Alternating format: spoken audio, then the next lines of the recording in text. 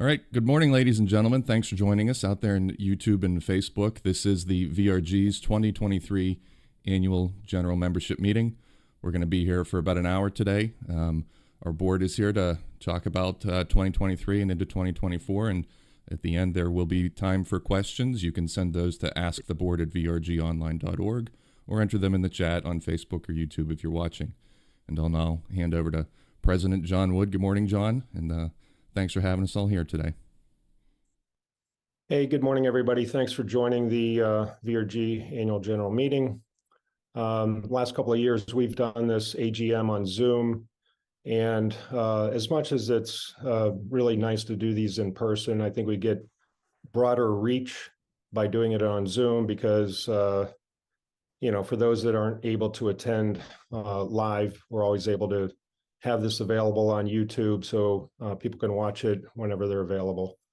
So we'll be available on VRG's YouTube channel going forward. This morning, we're going to have various members cover the following topics. Scott Jansen will cover the Treasurer's Report, Drew Cullen, the Secretary's Report. Ian Wisbin's going to provide some reflections on how VRG has evolved over the past 20 years. Keith Lawrence will review our 2020, a few key points related to safe vintage racing. Paul King will cover an overview of our VRG driver development programs. And Graham Long will provide a summary of a couple of interesting winter tech activities that will be available for all of our VRG members this winter. We have, as always, at vrgonline.org. So we've received a couple of questions already. If you have any, as we go through this, just send them in and we'll monitor that. Usually we dive into the Treasurer's Report pretty early in the call. Before we do that, I'd like to spend some time talking about something more important than money, and that's the people. In 2023, we have some people things to discuss. First, we lost two of VRG's original founders. Mid-year, we lost Brad Marshall to a long-term illness that he had been battling. Brad had stopped racing by the time I joined VRG, so I never had a chance to meet him personally. But after Brad passed, I spoke to Bob Gervin and Bill Hollingsworth and learned some things about Brad I didn't know. I learned that while there are 9 founders of VRG, it all started with Brad. As I understand, it was Brad's idea to form VRG. He had a vision of how a new vintage race club could be formed and incorporate non-original safety elements such as side impact protection, fuel cells, as a couple of examples, into car prep, and allow a broader range of vintage cars to participate than we'd seen with some other clubs. Bob and Bill both told me that when Brad first approached them and others about the idea, they were all reluctant. But thankfully, due to Brad's persistence, both Bob Gervin and Bill Hollingsworth and the other founders came on board and they started VRG in 2004. From my conversations with Bob and Bill, I learned that, we might not even have this club. VRG might not even exist without, Brad, his vision and his persistence. So thanks, Brad. A little later in the year, we lost Tivy Shenton to some health challenges that emerged over the last couple of years.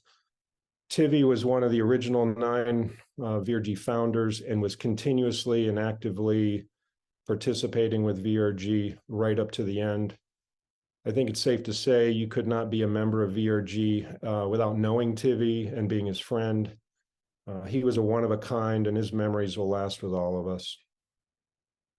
There's some fantastic stories about Brad and Tivy in the VRG newsletter published earlier this year that can be found on the VRG website. I especially want to thank Bill Stoller and Rob Brownlee Tommaso for the work they put into those, professionally done letters. Usually write stories, people just like you, racers in the paddock who, have an interesting topic to write about. And we're happy to provide and publish those stories in the newsletter. The other people-related things I'd like to cover quickly is we've had some critical functions where we're having a bit of a transition from people that have been running these critical functions for a long time. Membership, John Faulkner has done a really nice job handling membership, probably almost back to the beginning of VRG. So he's been at it a long time. Betsy Wisbin, I'm happy to say, has agreed to take over membership. So we're in a transition right now. Leading our membership programs and processes going forward. So thank you, Betsy. And especially thank you, John, for everything you've done over the years. Our drivers committee, Mac McCormick has been running and leading the drivers committee for more than 10 years. There's a large group of people that help and participate on drivers committee, but Mac leads the process, writes the reports and so forth. Happy to say that Kenny Williamson has stepped forward to take over the leadership of the drivers committee. Mac will still be involved as a member, but I think we're in really good hands with Kenny taking this over and leading it. So again, thank you, Mac, for everything you've done over the years with that program. Driver development, our school, we are advanced clinic, our novice licensing school. Denny Austin's really been the chief of our driver development programs for the last probably 5 or 6 years. Denny's going to still continue with the driver development programs, but he's been kind of doing everything, leading everything in terms of content and instructor development to worrying about how many orange cones we need for various exercises. So we're bringing up Scott Kruger and Henry Fry to help. Scott will be in charge of all the operational aspects of the driver development programs. Henry will assist with some of that, but also do outreach and a little bit of marketing. And then Denny will continue, of course, with content development and instructor development. Paul will cover some of this a little bit later. Race control operations, Steve and Tracy Hyatt. Steve and Tracy have been running race control operations for us for 15 years. We are thankful. We've been lucky to have people of their caliber be consistently attending all of our VRG events for 15 years. It's incredible, everything that they've done. Steve and Tracy have notified us that they're going to stick with it for 2024, help us with a transition plan so that sometime in 2025, we're really able to transition us to some new people. They will be helping us with a smooth transition. We're not entirely flat-footed on this. Andrew Stein and Bernard Bradpiece have been doing a little bit of work to develop procedures and protocols for race control. Butch O'Connor and Andrew are kind of co-leading a team to take that to the next level with Steve and Tracy and Bernard's input. And we'll probably bring a couple other people in on that as well. If you have interest in playing a role in race operations, please reach out to either Butch or Andrew or me or Steve or Tracy. That would be helpful. I want to thank Butch O'Connor, Keith Lawrence, and Graham Long for their time and service on the board. Their roles are coming to the end here at the end of this month. I knew all three of them before I got on the board. I thought they were good guys. I think they're better guys than I thought they were after having worked so closely with them on the board. So I really appreciate their input and hard work and perspectives. So Butch, Keith, and Graham, thank you for everything you've done for the club. And finally, I want to recognize the ECs and assistant ECs and other critical people behind the scenes that work so hard to organize and execute our events. People like Jim and Cal, Mark, John, Ian, Paul. Mike, Matthew, Ralph, Judy, Leanne, to name a few. There's others, but with all of that, I hope you feel the same way I do, that VRG is as successful as we are because of the people and the things that people do to help. Every single one of them is a volunteer, so just keep that in mind and thank them for what they do. So with that, I guess I'd like to turn it over to Scott for the treasurer's report. Okay. I've been the treasurer for several years now, so if you've listened to our meeting before, you've probably heard a similar report, so I'll keep it short. I'm going to give you an overview of how the club functions, I guess I'd say, financially, and then how we did this year. From a financial perspective, we started 2023 with a cash balance of about $192,000. That sounds like a lot of money, and it is, but it has two functions for the club. Working capital is one, and self-insurance against losses is number two. Working capital is necessary for us to pay large deposits to the tracks shortly after signing the contracts, and to pay insurance and other deposits such as catering for costs associated with putting on an event. And these costs are generally paid pretty far in advance of the event revenues, the entry fees coming in, which is why we need the working capital. Number two is self-insurance. This is one we hope we never use, but the balance really provides coverage for losses. And a great and difficult example was back in, I guess it was 2018, when a number of our events were rained out. We'd already incurred the event costs, track rentals, catering deposits, and so on, but we had greatly reduced or no revenues at all, in large part because of our cancellation policy, where if you don't turn a wheel on the track, you get your money back. So one big storm, depending on the event, could still put a pretty good dent in our reserve, and that's why we maintain it. We're in much better shape financially than we were in 2018, and that's in large part in response to what happened that year. We learned from our experience. So let's talk about where the money goes, where it comes from, and where it goes. Major expenses for the club fall into two categories, really. Event costs and non-event costs.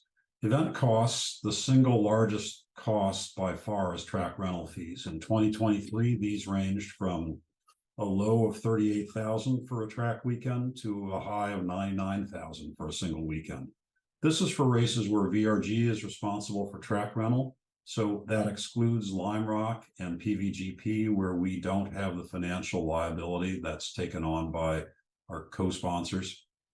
Other event costs are event insurance, catering costs, giveaways such as t-shirts, towing, black flag, pit lane staff. There's a variety of costs that go into putting on an event.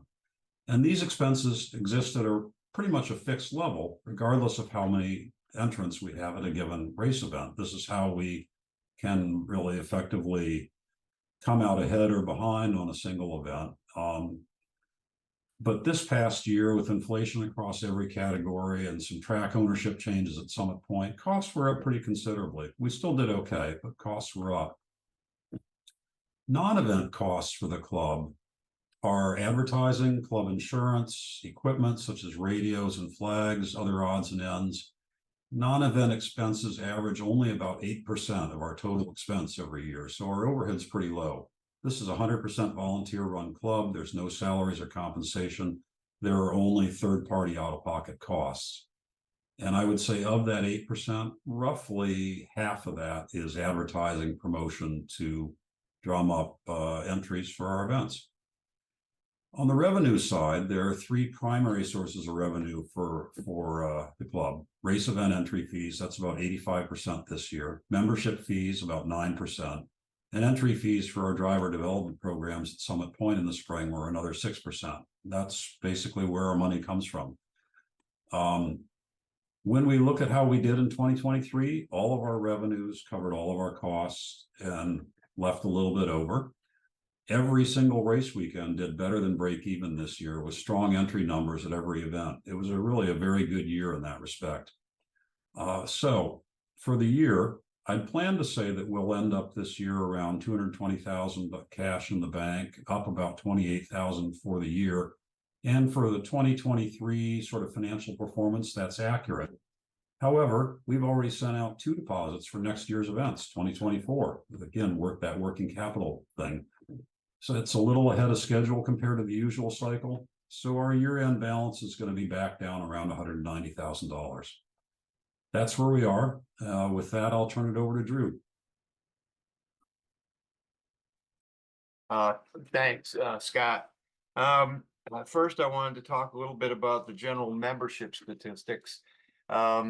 It's a little difficult to compare this year to last year because we're transitioning to having our membership done by John Faulkner to MSR, and some like our family memberships aren't able to be recorded on MSR. But in general, it looks like our total members were down slightly in 2023 from 2022.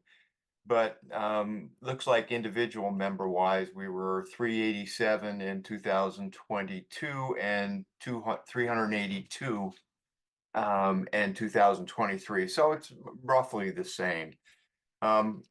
As Scott mentioned, one of the most important functions for our revenue is entrance and at the track. So I wanted to take a look at those a little bit.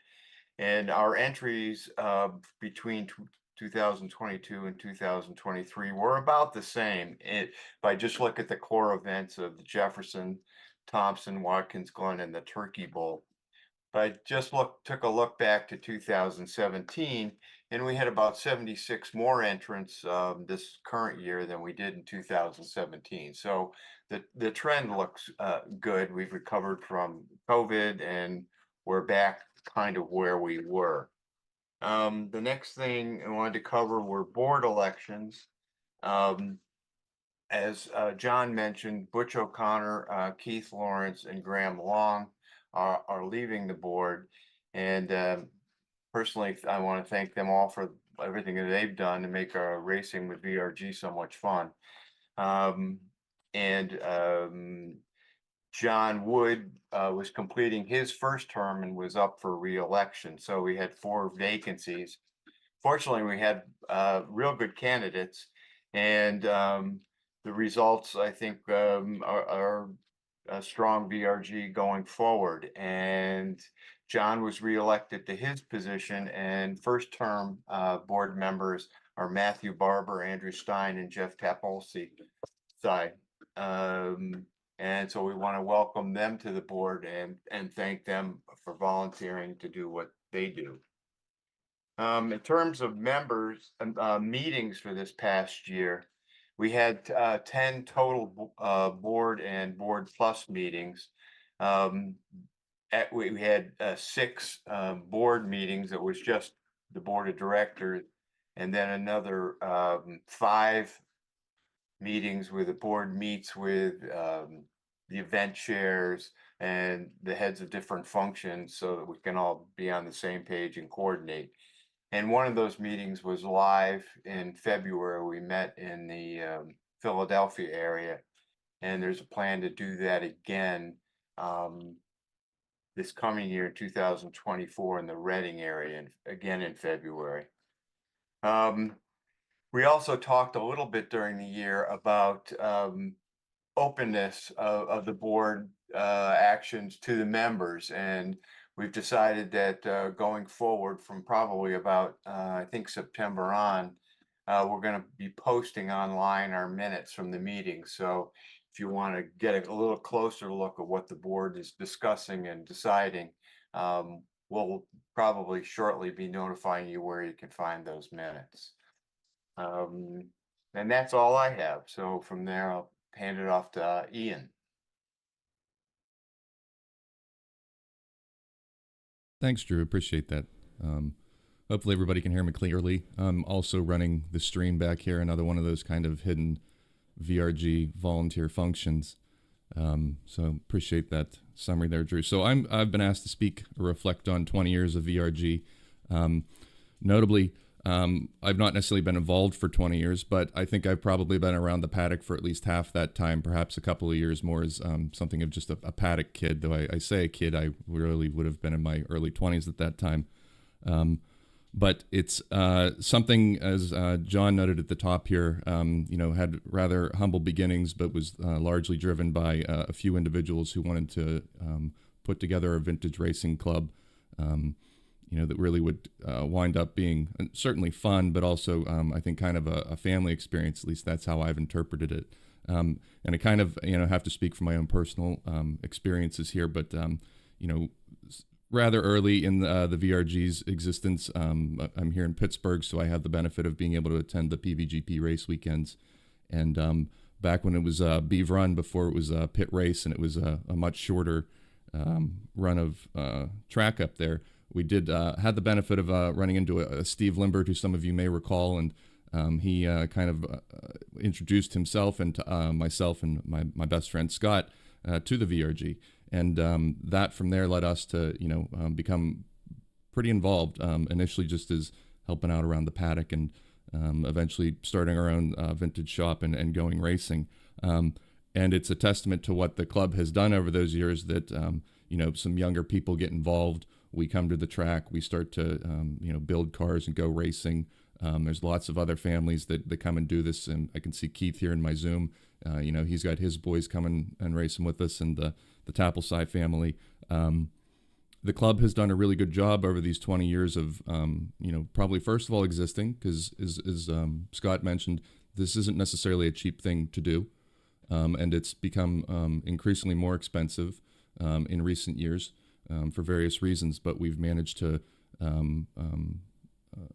survive and overcome some things, and plan for a future that has allowed us to put together one heck of a schedule year to year. And one of the nice things on our website, we have, I think, almost every newsletter that we've published since the inception of the club. And it's interesting to go back and see that, I think we maybe had 2 events in the first year, partnering with, VSCDA. We're at Tremblant, we're at Mid-Ohio. 2 of those tracks we're not at anymore these days, but, from very humble beginnings, we now have the calendar that we do. And over those 20 years, we've had to do things, I think, to just make this certainly affordable to our membership, to be able to do as a club.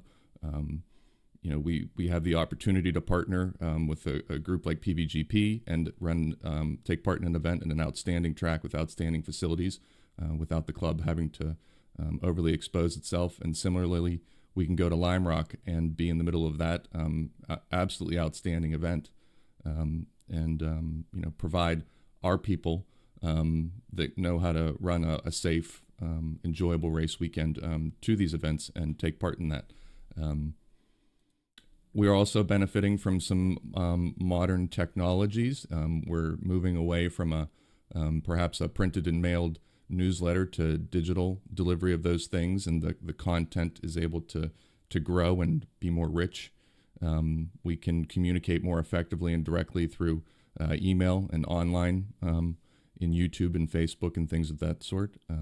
We have Instagram, which, if you look at the demographics on the analytics, is a certainly different demo than probably what we have at the track or even on Facebook, and is an opportunity for us to kind of spread our wings in that regard and attract new racers, not necessarily younger, but just new to us and new to vintage, and keep this sport thriving.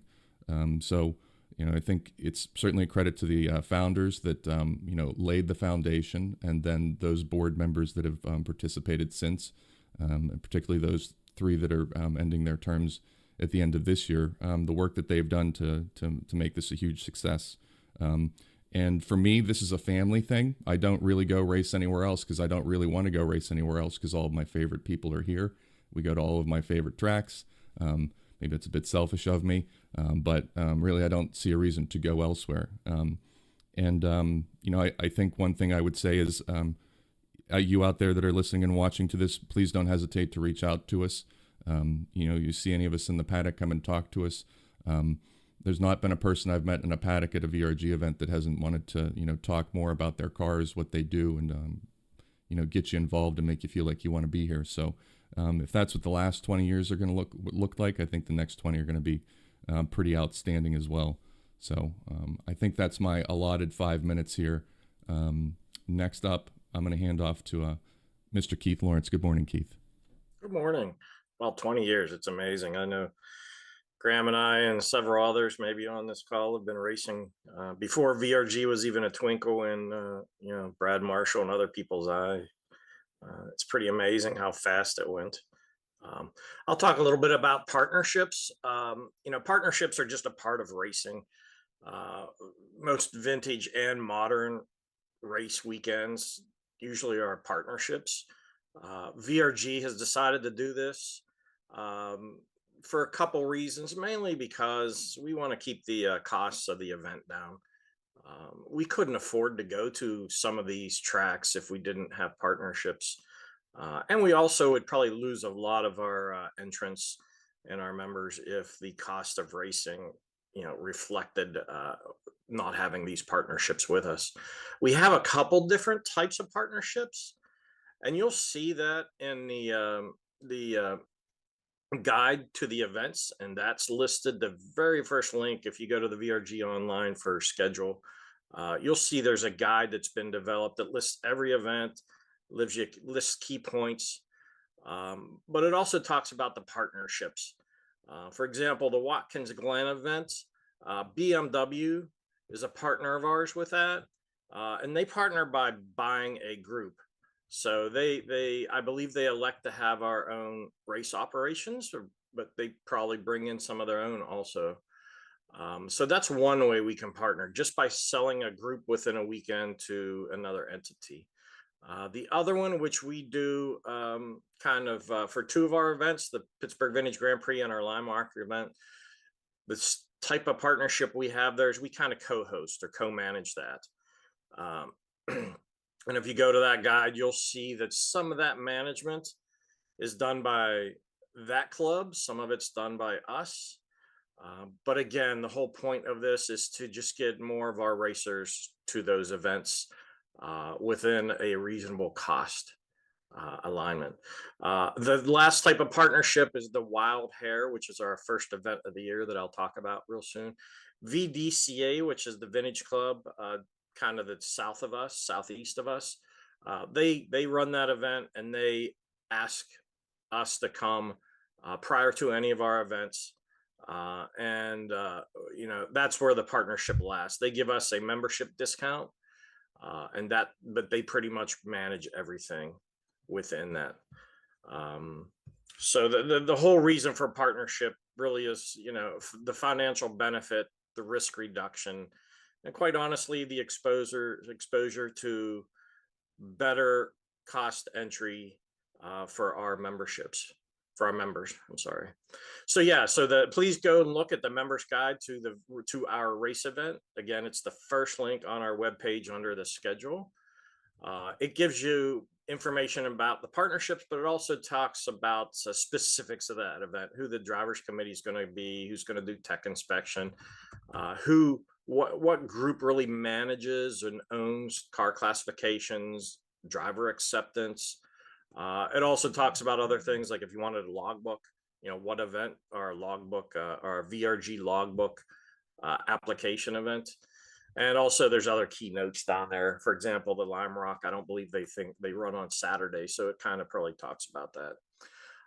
I'll get into the schedule. I've hit upon that. The first event for us is a partnership event with the VDCA. It's in this year's going to be March 29th to the 31st. It is at VIR, the Virginia International Racetrack. I went this year. It's a fabulous facility. The track is amazing, even in Formula V's. You just can't get a better facility anywhere else, probably. Our second event would be in middle of April 22nd. That's going to be at Summit Point. That's our advanced refresher clinic. This is the third year we're doing that. It's a really good bang for the buck. It's really geared towards experienced racers, somebody that has a couple years of racing wheel to wheel under their belt. A lot of us don't think twice about spending money for additional horsepower or to make our car look better. But the best investment you can do is on your own driving skills. We'll talk about safety, but having, top-notch driver skills is probably the safest thing you can do in a race car. Then we swing right into the middle of May. And this year we're going to have our VRG driver school the week before the Summit Point event, the Jefferson 500. Those dates are going to be May 14th to 16th for driver school, 16th to 19th for the Jefferson 500 event. Great 3 days of racing. You get to see some of the best cars. Graham's last year had his Alpine, which you probably won't see that car on a track too many other places in the country where it isn't kind of a really high-end select only car type event. Then we go into June. June 20th, 22nd is the Vintage Motorsports Festival, and that's at Thompson, Connecticut. This is the 11th year for that. It's amazing. I remember when we were talking about when that track was going to be built. We co-host that with the VSCCA. So that's a mix of our club and their club. It's neat to see some old friends from many of us that raced before VRG was in existence. The VSCCA was who you raced with in the Northeast and Vintage. Then we go to the next month, which is the Pittsburgh Vintage Grand Prix at Pit Race. That's the Pit Race Historics, July 25th to 28th. The key thing to know about that date this year is it's 2 weeks later. It's usually earlier in the month, and it's going to be later this year. So pay attention to those dates. That's one of the best tracks in the country. It's soon to be one of the best facilities. The owners there just keep putting lots of money into the facility. A great event, great track. We kind of are taking August off, except August 30th is the start of our Lime Rock Historic Festival. We again co-sanctioned that event with the VSCCA. This is one place where you can see some amazing cars because it's a 5-day festival. There's racing, they have parades, they have the Concours event. Again, you'll see some really, really amazing cars that typically aren't at our VRG racing events. Watkins Glen is one that we manage ourselves. That's September 20th to 22nd. You can't get more track time on that amazing track than at this event. We partner with the BMW Club, as mentioned before, but they just have their own race group or groups. And it lets us get lots of track time for a reasonable cost at probably the most expensive racetrack in the country, at least on the East Coast. Then we go into November 15th, and that's our Turkey Bowl. I believe this year it's back to a 3-day event. So for those of you who missed the Friday, Saturday, Sunday, it's back to that, and it is our end of season event. So that's our schedule in a nutshell. I want to thank everybody. Yeah, this is probably my last big event as a board member for the VRG. I've been doing it for, I can't remember how long or how many presidents. I think Mark Palmer might have been a president when I first got on the board, and I really would like to see him back at the racetrack. Just as an intro into John Jeffrey's part, safety is why this club exists. Safe racing with good friends at reasonable costs at great tracks is kind of the VRG in a nutshell. So I'll turn it over to John Jeffrey. Thank you, Keith. Well, 2012 was a very interesting year for me. It was the first year that I raced with VRG in New Hampshire. It was also the year in which I changed my job function. I became the manager of environmental health and safety for a chemical company. So, kind of easy for John Wood to ask me to talk about safety. And safety is it's cooked into the books. It's in our mission statement. It's one of our core values. But if you ask everybody what's safety at a race event, and the first thing that might come to mind is tech. Well, yeah, that's true, but it's a multi-layered effect. It starts with the policies, the regulations, the ideas of how we rule ourselves through the board, the president, and the various committees. Of course, we have tech, but we also have race control and grid and corner workers and the EMS people and the fire and tow recovery people. The ECs and registration, they look to see who is registering, whether or not there are issues with a suspension or are they on probation. And then, of course, there's the drivers committee, which is sort of like the car is already out of the barn at that point, all right, because you're talking to the drivers committee. Well, but the drivers committee, like tech, all right, provides feedback on trending. What is happening? Or do we see something that we need to address? But finally, the most important aspect of safety is each of us as drivers bringing a car that's safe and ready to drive and having an attitude that fits VRG's approach to being out there and being safe and having situational awareness. Now, the other aspects of what I've been asked to talk about are flags and a definition perhaps of safe vintage racing, but flags first. I'm not going to talk to you about individual colors or anything else, their functions. What I want to convey to you is an understanding that the corner workers can't communicate with us and to us without those flags. And for it to work, as drivers, we all need to know where the flag stations are and to respond accordingly to each of those flags.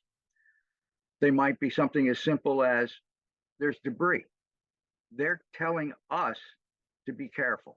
They're telling us that something else is happening on the track that we don't know about, that we haven't come upon yet, and it will affect the outcome of what we do next. All right. There could have been an incident in front of us. There could be an issue with a car. I had that myself at the Jefferson 500 this year. Black flag, turn number 7, pointed directly at me. First thing my mind was, I'm checking my oil, I'm checking my temperatures, am I spewing stuff out the back? And what did I do wrong? I came in and found out that my front air dam had come, the Zeus fasteners, 2 of them had failed, and I was dragging it on the ground.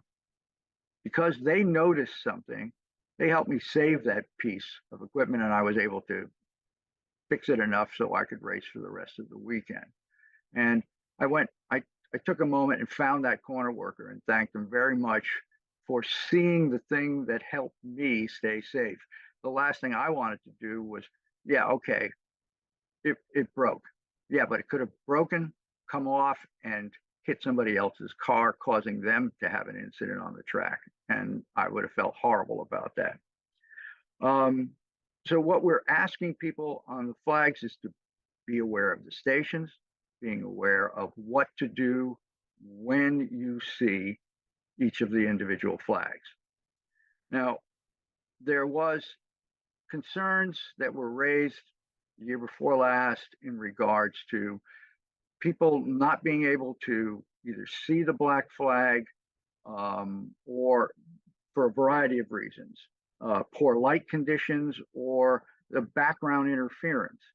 So a committee was set up and internally to determine what would be the next step in helping people see and recognize and acknowledge the black flag. What came out of that committee was a new kind of black flag with a white X. It was tried out. The feedback came back. The board looked at it, discussed it at great length, and decided that the right way to approach this now was to go to a series of flags. The first thing that would happen would be double yellow or yellow, and to collect the racers on the track, and then to move to black flag. And it's just another, it's an evolution of trying to solve a problem to make sure that everyone stays safe. I mean, nobody wants to be that person who misses the black flag, comes all the way around again, it's just as bad as missing the checkered flag and feeling kind of foolish that you've gone all the way around while everybody else is sitting in the paddock. I think that it's the idea here is that the board and the membership work in agreement to try to solve a problem, and I hope that as we're moving forward, and we've already used that approach, it's helped. The last topic, safe vintage racing. Well, I had struggled with it a little bit as to how to describe it, and I remembered a famous Supreme Court justice was asked if he could describe what pornography was, and his answer was, "Well, I know it when I see it." Okay, and I think as drivers, we know it when we see it when there's not safe vintage driving. We recognize that that's not what I signed up for when I came out and put my car on the track. All right. The idea is that you want to be the person who everybody else wants to race with. All right. That you have a safe car, that when in doubt, as Mac McCormick would say, back out. If there's a low percentage of pass opportunity, don't take it. All right. We don't give out trophies. There's no podium. There's nothing else. The whole idea is to keep your car in good condition and to ensure that everyone else out there comes off the track with theirs in good condition. You want to be able to know that you were not that driver, and we ask you to think about it before you take that low percentage risk on the track. I think that drivers' behavior, drivers' attitude are an important function in all of this. And I want to thank everybody who has been out there on these tracks. There have been events where we've had absolutely no instances whatsoever, and there have been ones where they've been very minor. And I think that goes to the general membership adhering to our belief that it should be fun and safe events. And that's all I have. And I believe Paul King is up next. Thank you, John. I've been tasked to give an overview of and status of the driver development program, and where we're on the subject of the history, 20 years of VRG. I do remember Brad Marshall invited me to that very first event in 2004. We did not have any driver school. We actually had our first official driver school in 2006, which I attended, and Ed Valpy at the time had stepped up to be our instructor. Then I believe it was Paul Bover that took over from Ed, and then Denny Austin stepped up, and Denny with the volunteer team has done a tremendous job of improving the quality of what we offer now, and it truly is a driver development program. So I'm going to give you a quick overview of what some of the changes have been over the years. I basically started to get involved with the school when Paul Bover was still the instructor in 2015, and over the years I've got steadily more involved with the development of the school with Denny. But in 2017, the driver school began its evolution into what we now call the driver development program. And we, of course, have two basic events now. We have the licensing school in May, and then we have the advanced clinic in April. And then beginning in 2019, the licensing for the licensing school, we kind of shifted the focus to pretty much away from what we used to call level 1 and level 2 students, which really were, level 1 was beginners and level 2 were drivers that had some experience. But we wanted to focus the licensing school primarily on bringing brand new drivers into the VRG program. And the driver development program is really has developed into be tightly aligned with what VRG's purpose and philosophy is, specifically geared to attract, train, and retain VRG member racers. The specifics of the licensing school in terms of graduate participation and retention, because that's one of the edicts that we're trying to, by offering a school, is to retain members that will attend VRG events. So the last 5 years, from 2018 to 23, to this year, 2023, we graduated a total of 67 students. We did not have a school in 2020 because of COVID. Of those 67, 65 have participated in at least one additional VRG event within the past 2 seasons. Out of the total graduates in that time period, 325 race entries were included over that time of those 67 students, and then 235 race entries just in 2022 and 23 alone. So it has dramatically proven that the school is a vehicle for attracting and retaining VR member racers. The advanced clinic, which really developed 2 years ago, and again, this was a demand that we recognized for those what we used to call level 2 drivers. So Denny developed the advanced clinic, and we've had it for 2 years. In 2022, we have a capacity of 18 students in the advanced clinic.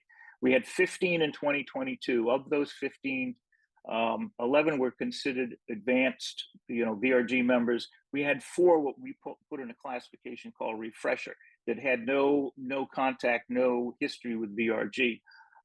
In 2023, we had 16 students, 11 advanced, and 5 refresher students. Out of those 2 classes for 2022 and 23, the race entries from those participants in 2022, 72 race entries from those members, of which 64 were the advanced students and 8 were from the refresher.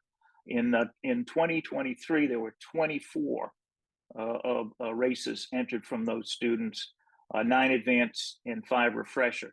And one of the takeaways is that the advanced clinic has proven is a value. Of the 13 race entries that are described as refresher, they're the ones that basically had no contact or participation with VRG before. They would not have participated in any VRG events if it wasn't for the advanced clinic that they participated in. One of the keys, I know John has touched on, the volunteer effort. There's probably no organization that VRG or program that VRG runs that's probably more complex than the driver development program, with a lot of moving pieces. And VRG is extremely fortunate to have the high number of volunteers to devote this much time and effort to the driver development program. This year we had nearly 50 volunteers actively supporting both events. Our instructors receive professional training at the Summit Point Instructor Clinic, which is held usually in February. Our internal team development process focuses on building bench strength and succession planning. That's, we've talked about key personnel and the changes that the club will experience over the next few years. It's the same with the drivers development program. For 2024, our leadership will be, there are some changes made. Scott Kruger is taking over as event chair, picking up the budget and overall operations from Denny.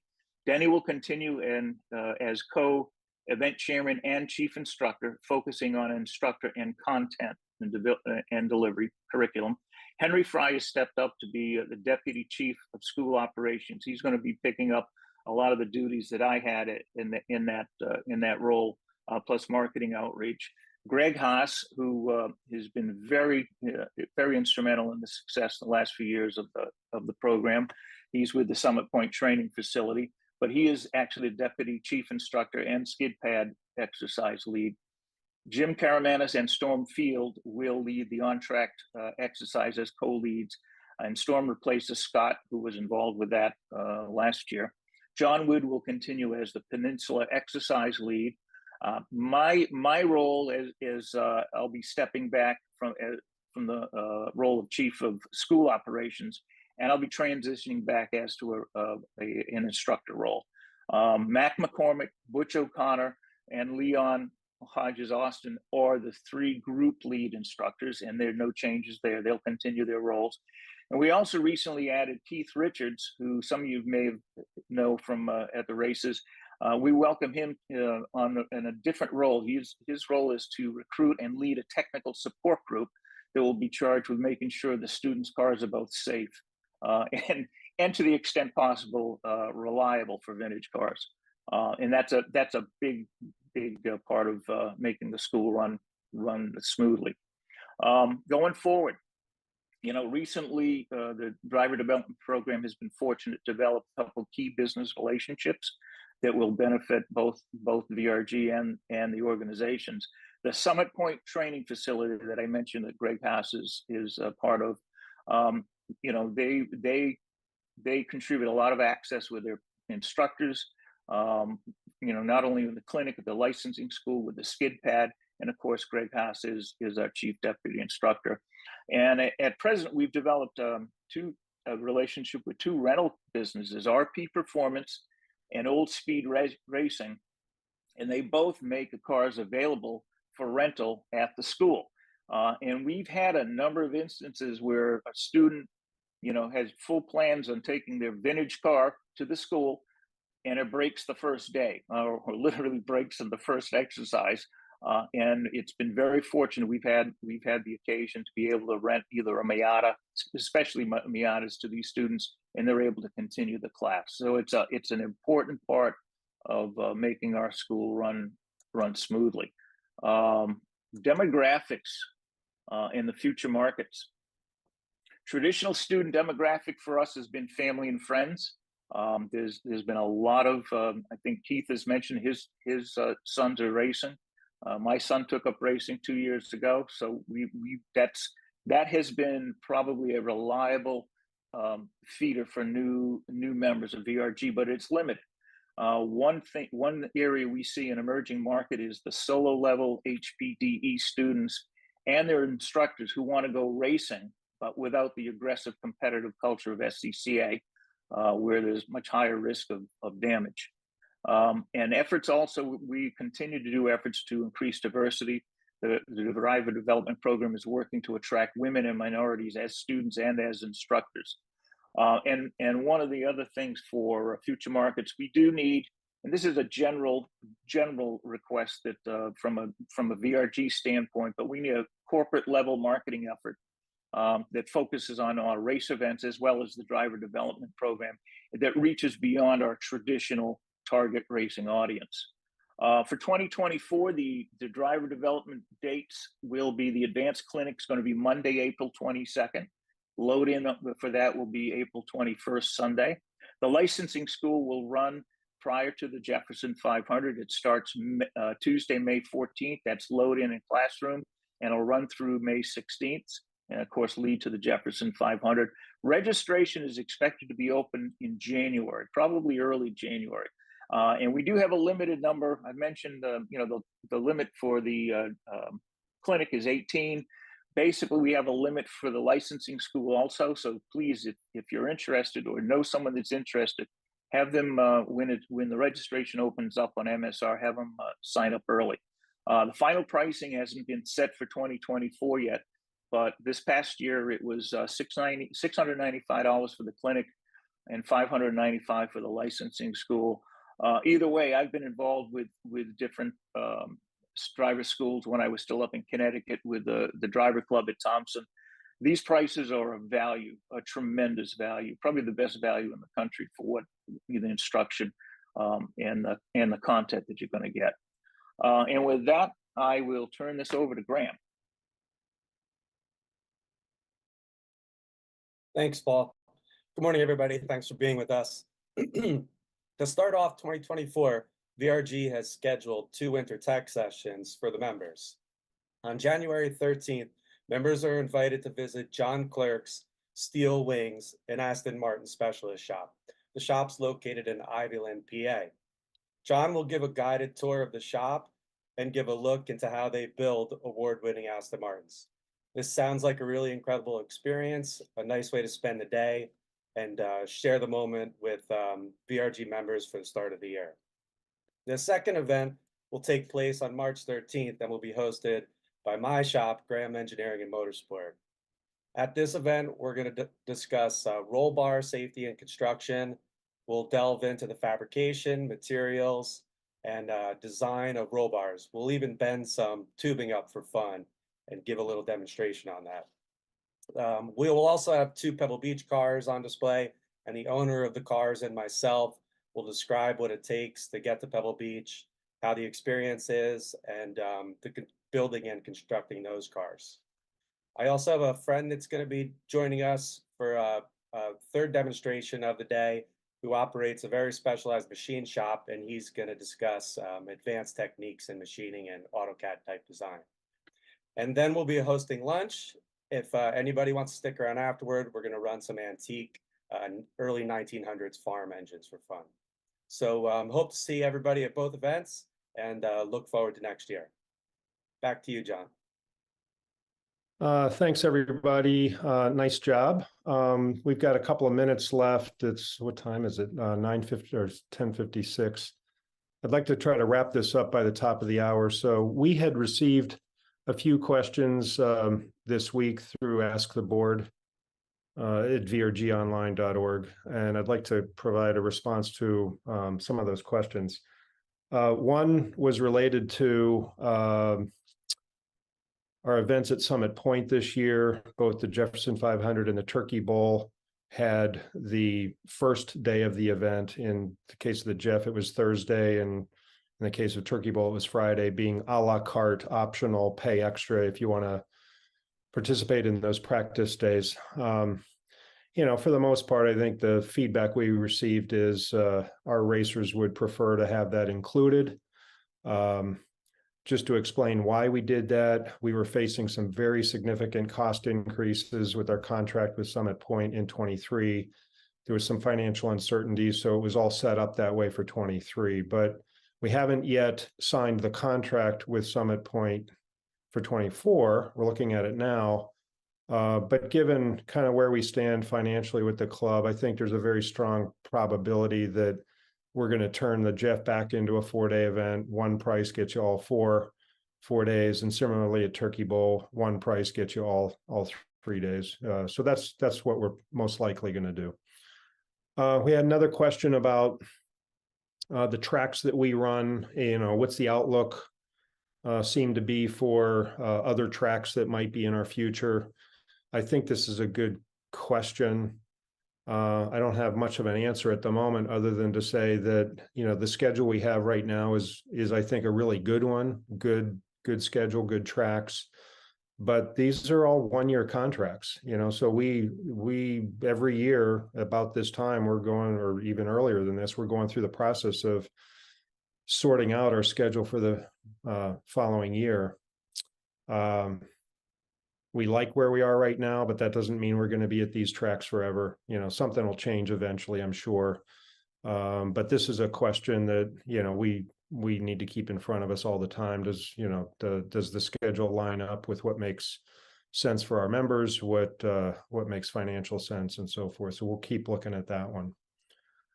We've had several inquiries from various people about the possibility of creating a run group for a type of car that doesn't fit neatly into our existing run groups.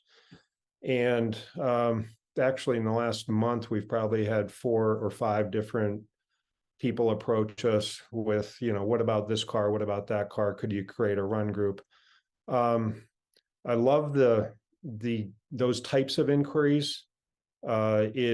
It creates a little bit of challenge in terms of striking the right balance between, you know, being sure that we can actually get enough cars to justify a separate run group. And then you layer that challenge on top of, well, each of our event chairs and assistant event chairs, they create the schedule for the event. And they got to figure out, well, how would we, you know, add a run group without taking away time from the other run groups? So the answer is not no. I'd say keep asking these sorts of questions. But I would simply say it may not be quite as easy as it might first appear to be. So we like the, sort of brainstorming ideas about how we might be able to continue to grow the club. So I'd say keep asking about additional cars. We had one question about, it's at least at a couple of events, or maybe one in particular, the size of the midboard group has gotten to the point where it's so big, so many entries that, it's just perceived to be too large. I know that was a trend at PVGP, his pit race, the Historics. This year, that group was divided into two different run groups, and I think that helped quite a bit. I don't think we have the same issue at other events, but it's a good point, and I think we'll keep an eye on that just to make sure we've got sort of good balance between the number of cars that we have in each event, or sorry, each run group, relative to the size of the track that we're racing on. Those are the key questions that I knew came in prior to the call. Ian, was there any others that came in that you think we have time for? We're actually a little over time, but anything that you've seen that we probably ought to try to address today? Well, I think most probably deserve a little more detail than we probably have time for here, but I will touch on at least two things here. Just to restate the dates for the two tech meetups that Graham described. That's January 13th at Steel Wings, John Clark's shop in Pennsylvania, and then March 16th at Graham Engineering, that Graham's shop. So I did want to mention that for the viewers. There was another question in the chat asking if any consideration has been given to or any talk about some sort of annual award in Tivy's honor, which I know that we had some discussions socially when we were at the Glen. Not sure if you wanted to touch on that one, John. Well, the answer is yes, and it's already underway. That's a good reminder.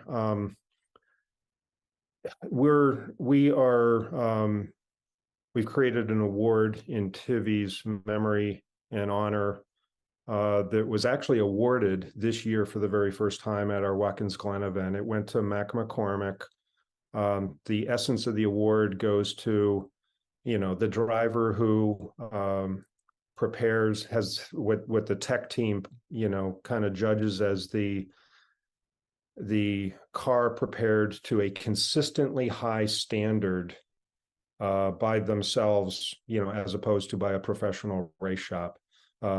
Everybody knows Mac kind of does his own car build and prep, and he does it at a very high standard. And I think he was a very worthy recipient of the first Tivy award for that.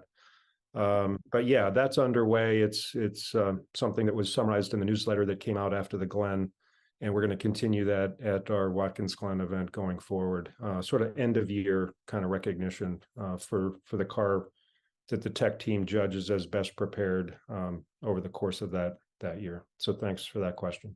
Yeah, and then two more that I'll just mention, but I think probably would want to follow up later on. There was an inquiry about Flagtronics and similar in-car flagging devices, and whether we had considered those as they become more prevalent in partner clubs and SCCA and so on and so forth. And then a second question,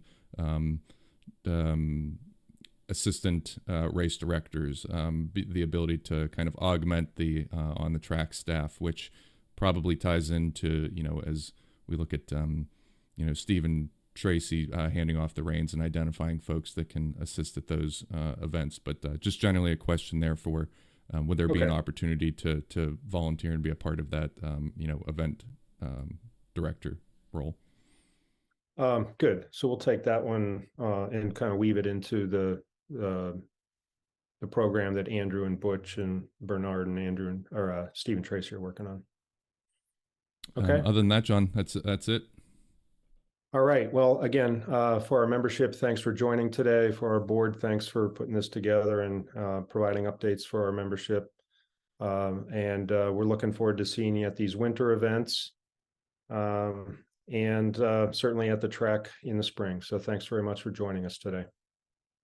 All right. Yep. Thanks, everybody. And if you have questions that didn't get answered here today, or you're watching this at a later date on YouTube, don't hesitate to email asktheboard@vrgonline.org, and we'll get back to you as soon as we can. And we thank you all for spending a little time with us here on this Saturday morning. And everybody have a very happy holiday season. And to all you board members, if I don't see you, take care and have a happy holiday. We're going to sign off here. Thank you.